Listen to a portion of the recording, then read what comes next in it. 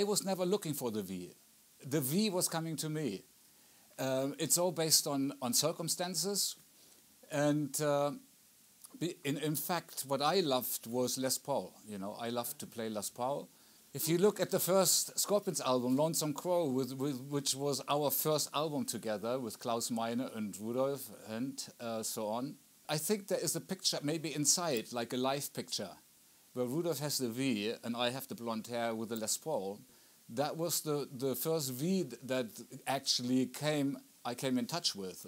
And so a couple of times, based on circumstances, once I locked my guitar, my Les Paul, in a locker. I was auditioning for a band called Frampi, Inga Rumpf. There was a very famous band in Germany at the time. And then a second time we played actually in Saarstedt, I remember, I think, that I broke a string and a lead break was coming up and Rudolf had to give me his guitar. So based on circumstances with that guitar that was matching really well with the sound that I had in my vision, both times I plugged it into my amp. It sounded something very close to what I wanted.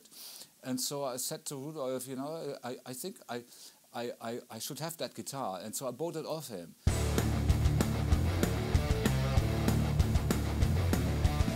The end of the 70s, I designed the Gibson V black and white.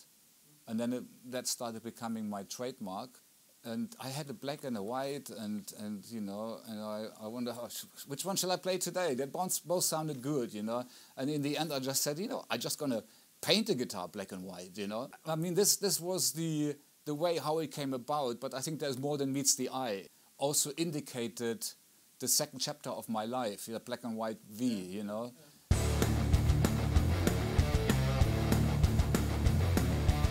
My focus was the art of lead guitar with pure self-expression. That kind of a combination, a great guitarist and a great singer, and taking part, taking over, you know. You start off with a riff, you have the singer introducing the song, you get everybody behind it. And then, you know, after a while, you know, when the time is right, you drift into an adventure of a solo. Take people to another place, and then let the singer take over again and bring it back to where it started. And for me, that's rock and roll, you know. What can be done with one single string is so incredible, especially with the distortion of a guitar.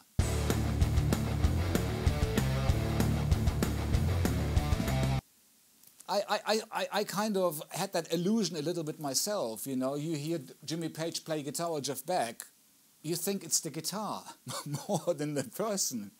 Oh, if I get that instrument, I'm going to be playing. No, you're not.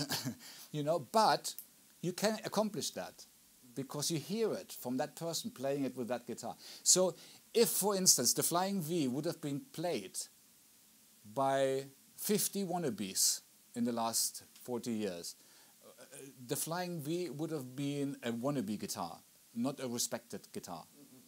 The guitar becomes who is playing it.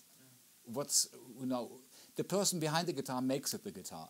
Jimi Hendrix played it, Johnny Winter played it, Andy Powell played it, Leslie West played it. They're all great guitarists, so they created respect for that guitar, you know, and I did too.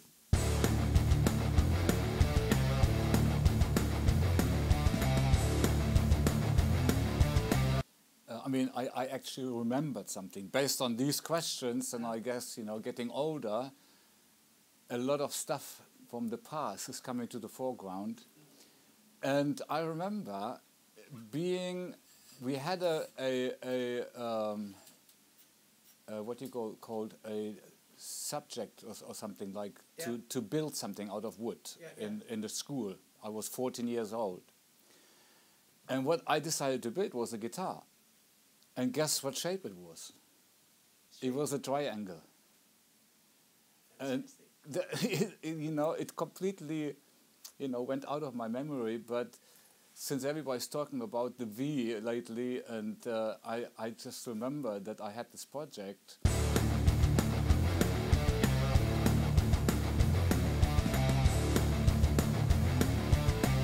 So I decided to make an album all by myself, an acoustic instrumental album.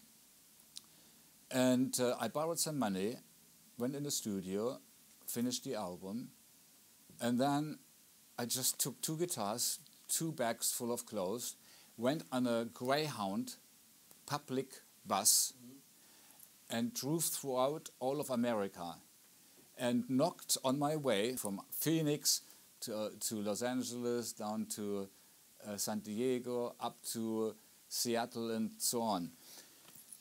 Knocked on the radio stations without being announced and said to them, here, I've just made a new album, would you be interested to make an interview? And 80% said yes on the spot, without any appointment or nothing. And so I did 10,000 miles.